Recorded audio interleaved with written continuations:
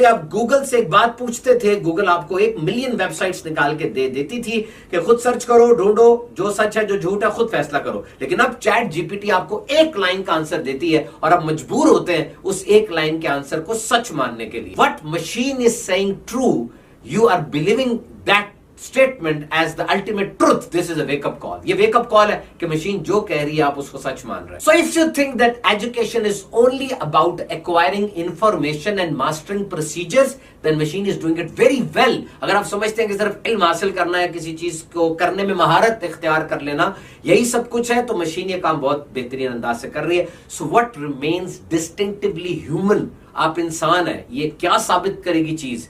Urgency to ask why. याद रखिए, machine made answers बहुत ज्यादा है, मशीन के बनाए हुए जवाब बहुत ज्यादा है। हमें क्या चीज करनी है? हमें ये देखना है कि व्हाई, ये जो मॉरल अनईज होती है, जो हेजिटेशन होती है, जो डाउट पैदा हो जाता है इंसान के दिल में, एक शक आ जाता है, फिर वो कहता है क्या मैं पूछना चाहता हूं, जो सवाल वो करता है उस सवाल में माहिर बन जाए। जितनी भी स्किल्स है ना, ये बूढ़ी होती चली जाएंगी। 3 काम आपने करना है। एथिकल ब्लाइंड स्पॉट, यानी एथिक्स के अंदर कहां खला आ रहा है, missing part in the data set, वो जो डाटा पूरा उसमें मिसिंग पार्ट्स कौन से हैं, और try to analyse a problem from different angles. ये चीज आपको पैदा करनी हो। जैसे 1903 में कॉन्सेप्ट था nothing heavier than air can fly, कोई भी चीज जो हवा से भारी उड़ नहीं सकती। न्यूयॉर्क टाइम्स में लिखा था it will take million years for human to fly, लाखों साल लगेंगे इंसान को उड़ने के लिए। लेकिन राइट ब्रदरन खड़े हुए, उन्होंने इसको चैलेंज किया और उड़कर दिखाया। आज पूरी दुनिया में जहाज उड़ते हैं। यानी इंसान ये एविडेंस के साथ क्लैश करता है।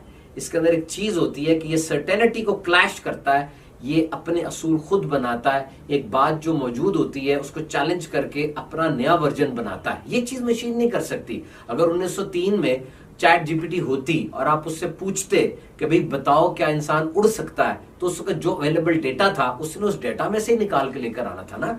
ये क्या होता है कि कमरे में कपड़े पड़े हैं, आप कहते हैं इस कपड़े में से मुझे नीली पैंट निकाल के दो, तो उन्हीं कपड़ों में से उसने नीली पैंट ढूंढनी है। इसी तरीके से मशीन मिमिक तो करती है, but that machine is searching from a big database. 181 zeta bytes दुनिया में डाटा है। एक जीटा बाइट के अंदर 1 अरब टेराबाइट्स होते हैं। अगर आप इसको किलोमीटर्स में ले जाएंगे तो ये चांद से जमीन तक 2,35,000 राउंड ट्रिप बन जाएंगे।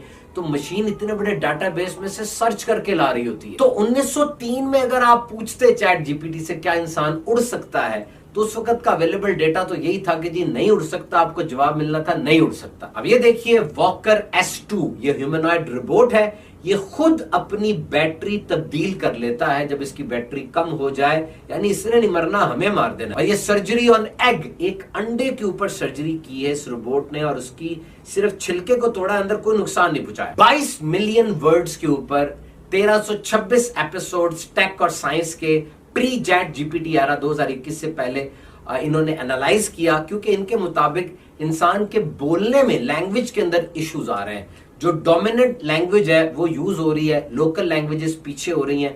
वो जो इंसान है ना, अक्सर औकात वो स्टाइल को देखता है, सब्सटेंस को नहीं देखता। तो फाइन ट्यूनिंग और पॉलिश ये एआई ज्यादा करने लग गई है। और इस हालत में क्या होता है कि जो वर्ड्स हैं, जैसे डेल्वी है, मेटिकुलस है, ये वर्ड्स ज्यादा आज इंसान की जबान पे आ रहे हैं। एडम रियाने का केस हमारे सामने है, जिसके बाप ने ओपन एआई के ऊपर केस भी किया हुआ है कि मेरा बच्चा, उसको खुदकुशी पर चैट जीपीटी ने उभारा था, वो उसके साथ बातें करने लगा और उसने उसको इस तरफ जाके धकेल दिया और उसने खुदकुशी कर ली। पर जनाब, इंसान एक बड़ी रेस्टलेस क्रिएचर है और बहुत ज्यादा इसके अंदर क्यूरोसिटी है। वो भालू नहीं है कि जंगल में बैठा है, शायद खाएगा, पानी पिएगा और मर जाएगा। ये बहुत फैला इंसान, तार, पहिया, टीवी, रेडियो, गाड़ी, फिर जहाज, फिर इंटरनेट, फिर मोबाइल, और मोबाइल खत्म करने की बात हो रही है। तो मशीन अगर सारे काम ले लेगी, इंसान के पास अपने बहुत से काम करने के लिए। बहरहाल काम तो देखा जाए तो बढ़ रहा है इस तरफ ना। पहले रेडियोलॉजिस्ट कह रहे थे कि एक्सरे मैंने 10-15 साल लगा के पढ़ना सीखा, उसमें जो डॉट्स हैं, जो लीजन्स हैं, जो स्ट्रक्चर्स हैं। तो आज जब मैं देखता हूँ कि ये स्पूटम है, तो टीबी है, ये इन्फेक्शन हुआ है, लेकिन जैसे ही मैं आज एआई के ऊपर उसको लगाता हूँ तो वो मुख्तलिफ रंग आ जाते हैं, लाल, पीला, काला, ब्लू, और वो एआई बता देती है कि इस एक्सरे के अंदर क्या क्या प्रॉब्लम्स हैं। तो जनाब, आज एआई जब 5वीं क्लास के भी निसाब में दाखिल की जा रही है, और अगर किसी को नहीं पता एआई क्या है, सबसे ज्यादा मुतासिर तो वो खुद हो रहा है। नतीजा एक ही है, अपने आप को इस काबिल बनाएं, इस टूल को सीखें और थोड़ी सी दोस्ती पैदा करें, इससे बात करना सीखें कि मैं किस तरह बात करूं।